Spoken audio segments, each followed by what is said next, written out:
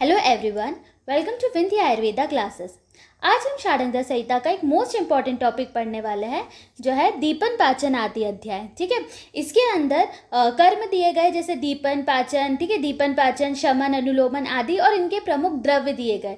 तो एग्जाम में ये क्वेश्चन आता है, या तो वो कर्म दे देंगे और प्रमुख द्रव्य पूछ लेंगे, ठीक है, या प्रमुख द्रव्य दे देंगे और कर्म पूछ लेंगे। ठीक है, so it's very important from exam point of view. So let's study this with easy tricks. दीपन, तो दीपन में आती है मिशी, जिसको हम बोलते हैं सौंफ। ठीक है, तो इसको आप ऐसे याद कर सकते हैं कि जो दीपा है ना, उसे सौंफ बहुत ज़्यादा पसंद है ना, वो हमेशा सौंफ खाती रहती है। तो दीपा को क्या पसंद है? सौंफ। दीपन है सौंफ। फिर सेकंड है पाचन। ठीक है, तो पाचन है नाग केसर। इसको हम कैसे याद कर सकते हैं? तो देखो, नाग जो है वो केसर वाला दूध पचा लेता है। ठीक है, केसर वाला दूध क्या करता है? पचा लेता है। तो इससे हो जाएगा नाग केसर किस में आ रहा है? पाचन में आ रहा है।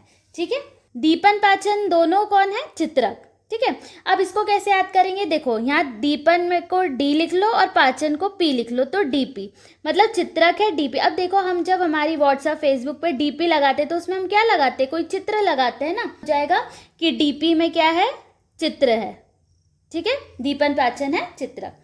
नेक्स्ट आता है शमन। शमन है अमृता, दैट इज गुड़ूची। अब इसको हम कैसे याद कर सकते हैं? देखो, शमन मतलब क्या होता है? किसी चीज को नीचे लाना, है ना।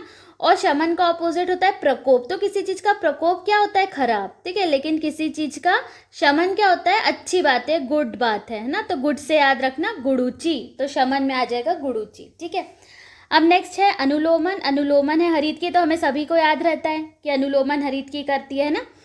Then comes त्रंसन। त्रंसन है अमलतास। तो देखो, यहाँ पे आ रहा है मल, अमल मतलब जिसमें मल नहीं है। किसमें मल नहीं है? स्त्री। ठीक है, स्त्री जो रहती है उसमें कोई बुराई नहीं रहती है ना, अमलतास। ठीक है, देन आता है भेदन। भेदन है कुटकी। ठीक है, तो भेदना मतलब क्या होता है? काटना, है ना। किसी चीज को भेदना मतलब काटना, इसको ऐसे याद रखना। तो भेदन है कुटकी। ठीक है, अब नेक्स्ट आता है रेचन।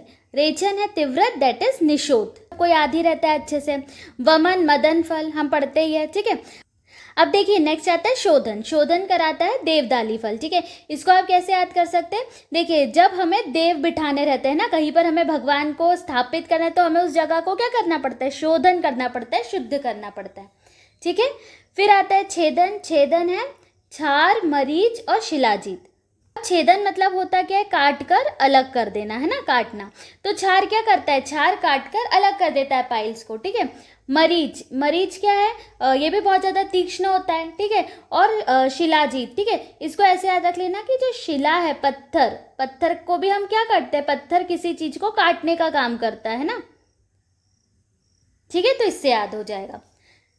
अब नेक्स्ट आता है लेखन। लेखन है छौद्र, नीरम, उष्णम, वचा और यव। तो एक छोटी सी ट्रिक से याद करना, लेखन को पढ़ लो, लिखना। ठीक है, कोई लिख रहा है, कौन लिख रहा है? एक बच्चा। ठीक है, इसको बच्चा पढ़ लो, और उस बच्चे का नाम क्या है? नीर। ठीक है, तो एक बच्चा है नीर, वो लिख रहा है, लेकिन अपने किसके साथ लिख रहा है? यारों के साथ। यव को पढ़ लो, यारों के साथ। ठीक है, तो एक बच्चा नीर अपने यारों के साथ लिख रहा है, लेकिन क्या खाकर? छौद्र खाकर लिख रहा है ना, शहद खाकर लिख रहा है। तो इस तरह से आपको लेखन का याद रहेगा। ठीक है, फिर आता है ग्राही। ग्राही है शुंठी, जीरक और गजपिपली। याद करेंगे हम। गज मतलब क्या होता है? हाथी। तो देखो, कोई हाथी है, वो एक छोटी सी चीज जीरा खाता है और एक बड़ी सी चीज शुंठी, अदरक खाता है। ठीक है, तो हाथी जो है जीरा और शुंठी का क्या करता है? ग्रहण करता है। ठीक है, इसको ऐसे याद रखना। नेक्स्ट है स्तंभन। ये है वत्सक और टुनटुक। ठीक है, तो देखो, कोई वत्स था, है ना, वत्स, या कोई बच्चा था, वत्स या फिर आप बच्चा याद रख लेना। ठीक है, फिर ये टुनटुक ऐसा खिलौने जैसा साउंड नहीं हो रहा, छोटा सा। ठीक है, तो हम उसको क्या बोल रहे हैं? ये वत्स जो था, ये खिलौने से खेल रहा था। ठीक है, टुनटुक से खेल रहा था, हम उसको बोल रहे रुक जाओ, उसका हमने स्तंभन कर दिया, उसको मना कर रहे खेलने के लिए। ठीक है, तो इससे आपको याद रहेगा। अब नेक्स्ट आता है, देखिए, उभयतोभागर है देवदाली। अभी हमने पहले भी पढ़ा था कि देवदाली जो है शोधन भी करता है ना, जहाँ पे हमें देव रखना है भगवान, तो उस जगह का हम शोधन करेंगे। और उभयतोभागर मतलब भी क्या होता है? उभय मतलब होता है ऊपर से, है ना, वमन या विरेचन दोनों काम करने वाला। तो उभयतोभागर कौन है? देवदाली, इसको आप ऐसे भी याद कर सकते हो कि भगवान कहाँ रहते, ऊपर, उभय, है ना, इससे याद कर लेना। फिर तीक्ष्ण विरेचन है स्नूही, ठीक है, स्नूही क्या है, तीक्ष्ण विरेचन, ये भी हमें पता रहता है। अब देखिए, अब आता है प्रमाथी, इंपॉर्टेंट है, प्रमाथी है मरीच और वचा। यहाँ पे म वर्ड याद रखना, प्रमाथी में म से मरीच और वचा याद रहेगा आपको, ठीक है। अभिसंधि है दधि, है ना, स्रोतोवरोध करता है, तो अभिसंधि हमें पता ही रहता है ना। अब आता है व्यवाई, व्यवाई है भांग और अहिफेन। अब देखो व्यवाई में ये वाई वर्ड आ रहा है, इसको आप वायु याद रखना, इसको वायु, ठीक है। तो देखो जब किसी ने भांग खा लिया या अफीम खा लिया है तो उसका सर कैसा है, घूमेगा, है ना, और वायु भी ऐसे घूमती है, सर भी ऐसा घूमेगा, ठीक है, तो वायु से कोरिलेट कर लेना इसको। फिर आता है विकासी, इसमें आता है क्रमुक कोद्रव। तो देखो यहाँ पे क वर्ड आपको याद रहेगा, है ना, विकासी में क आ रहा है, व्यवाई में तो आ नहीं रहा था, तो क से क्रमुक और कोद्रव, ठीक है। अब आता है मदकारी, मदकारी में मध्य तो होगा ही और सुरा भी होगा, है ना, जो मद उत्पन्न करे, ठीक है। देन आशुकारी है विष और मध्य। याद करेंगे जो आशु लड़का है ना, वो कौन सी सोप लगाता है, विम, है ना, विम बार होती है ना, तो विम सोप से कौन नहाता है, आशु, तो वी से हो जाएगा विष, म से हो जाएगा मध्य, ठीक है। देन शुष्क अक्षर होता है भल्लातक और चित्रक, और रक्त आर्ष में आता है नागकेसर और कुटज। अब देखो जो शुष्क अर्श होगा, है ना, तो सुखा देगा, तो भल्लातक बहुत ज़्यादा तीक्ष्ण है, चित्रक भी बहुत ज़्यादा तीक्ष्ण है, किसी भी चीज़ को क्या करेगा, सुखा देगा, इतनी गर्मी होती है उसमें। अब देखो रक्तार्श मतलब क्या होता है, ब्लीडिंग पाइल्स, तो नाग केसर और कुटच, तो देखो नाग यदि काटेगा तो रक्त तो निकलेगा ना, तो रक्तार्श में इसलिए नाग केसर और कुटच है, ठीक है, ऐसे याद कर लेना। और शुष्क में भल्लातक और चित्रक।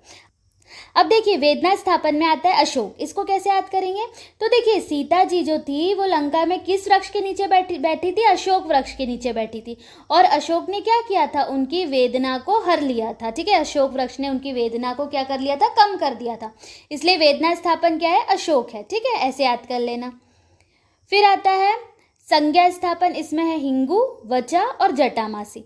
हमें पता ही है कि वचा, जटामासी ये सब हम पढ़ते ही है कि संज्ञा स्थापन में आते हैं ना, जो बुद्धि के लिए इंपॉर्टेंट होती है, ठीक है, इसको आप ऐसे भी याद कर सकते हैं। देखो अब किसी की संज्ञा यदि नाश हो गई एकदम, है ना, उसका होश चला गया, तो हम उसको तीक्ष्ण एकदम हींग सुगा देंगे तो उसकी संज्ञा वापस आ जाएगी ना, जटामासी, इसको ऐसे याद कर लेना, जटा है, ठीक है, किसी की संज्ञा जाए तो उसके मुंह पे हम जटाए वो करते हैं, है ना, ऐसे पहले करते थे, तो जटामासी, वचा, है ना, और हिंगू, ये किस में आ जाएगा, संज्ञा स्थापन में। अब प्रजा स्थापन में है दूर्वा और ब्राह्मी, तो इसको ऐसे याद कर लो कि जो ब्रह्मदेव है, ठीक है, ब्रह्मदेव क्या करते हैं, प्रजावान होने का आशीर्वाद देते हैं ना, प्रजावान होने का आशीर्वाद कौन देते हैं, ब्रह्मदेव, तो ब्राह्मी और दूर्वा किस में आ जाएगी, प्रजा स्थापन में, ठीक है। फिर आक्षेप जनन कौन है, कुपिलू, यह हमें याद रहता ही है। गंडमाला नाशक काचनार, हमें पता ही है ना, उसकी लीव्स इस तरह से थायराइड ग्लैंड के जैसी होती है ना। फिर विदाही है सरशप, है ना, मंधानी और स्तंभन होती है धात की, ठीक है, तो देखो जो धात की पुष्प होता है ना, संधानी आदि कल्पनाओं के अंदर ये धात की पुष्प डला रहता है ना, तो उससे याद रहेगा। अब सूक्ष्म है सैंधव, मधु, नीम और एरेंडोई, ठीक है, तो देखो सैंधव कितना छोटा छोटा होता है ना, सैंधव के जो दाने होते हैं ना, जो नमक के पार्टिकल्स होते हैं, बहुत ज़्यादा सूक्ष्म है, ठीक है। मधु बहुत ज़्यादा सूक्ष्म है। नीम हो गया, एरेंडोइल, ठीक है, ऑयल है, हम उसकी अभ्यंग करते तभी तो पूरी बॉडी में चला जाता है वो, क्योंकि बहुत ज़्यादा सूक्ष्म होता है, ठीक है। मधु, नीम आपको यहाँ पे याद रखना है। उसके बाद आता है रसायन, रसायन में है गिलोय, गुग्गुल, रुदंती और हरीत की। इसको ऐसे याद कर लो कि कोई हरि गुरु थे, उन्होंने बोला कि रसायन खाना चाहिए, ठीक है, तो रसायन किसने बताया, हरि गुरु ने, तो ह से हरीत की, र से रुदंती हो जाएगा, ये जो इससे है गिलोय हो जाएगा, गिलोय गुग्गुल, और ये जो र है उससे हो जाएगा रुदंती, ठीक है, तो हरि गुरु ने क्या बोला, रसायन लेने के लिए। अब वाजीकरण दृश्य में देखो, वाजी मतलब क्या होता है, अश्व, है ना, नागबला में भी नाग वर्ड आ रहा है, कपी कच्छू में भी कपी वर्ड आ रहा है ना, मतलब एनिमल्स के नाम आ रहे हैं, नाग हो गया, कपी हो गया और वाजी हो गया, है ना, घोड़ा, तो वाजीकरण दृश्य क्या है, नागबला, कपी कच्छू। अब आता है शुक्रल, शुक्रल है अश्वगंधा, शतावरी, मुशली और शर्करा। शुक्रल में आपको याद करना है अश्व का एसएमएस, ठीक है, अश्व का एसएमएस। देखो अश्वगंधा याद रहता है, अश्वगंधा के साथ ही हमेशा शतावरी, मुशली साथ में बोलते ही, और एक है शर्करा, ठीक है, तो अश्व का एसएमएस क्या है, शुक्रल है। अब शुक्र प्रवर्तक, ठीक है, वो है दूध, मांस, भल्लातक, फल मज्जा और आंवला। आपको यदि ये याद रहेगा कि दूध है ना, ये प्रवर्तक है, तो आप सबसे पहले इसको याद कर लो, ठीक है। तो सबसे पहले शुक्र का प्रवर्तन करना है, तो इम्पोर्टेंट क्या है, दूध है, ठीक है। तो शुक्र प्रवर्तक में दूध, फिर उसके बाद तो याद रहेगा ही माश, भल्लातक, फल मज्जा और आंवला। अब देखो शुक्र जनन, जनन में जीवक और ऋषभक। देखो जनन करना मतलब क्या, जीवन देना, है ना, तो जीवक ऋषभक आपको याद रहेगा इससे। शुक्र रेचन में है बृहति, है ना, रेचन मतलब क्या होता है, निकालना होता है, ये भी है ना, मल का निकलना रेचन होता है। और बृहति को पढ़ लो बहना, ठीक है, तो रेचन निकलना, बहना, ठीक है, तो इस तरह से याद रहेगा। अब आता है शुक्र स्तंभक, स्तंभक होता है जाति फल, ठीक है। तो देखो कुछ जाति के लोग क्या होते हैं, स्वभाव से ही स्तंभन वाले होते हैं, मतलब बहुत ज़्यादा कठोर होते हैं, है ना, हर चीज़ में रोका टोकी करते हैं, तो स्तंभक होते हैं कौन, जाति वाले लोग कुछ, ठीक है।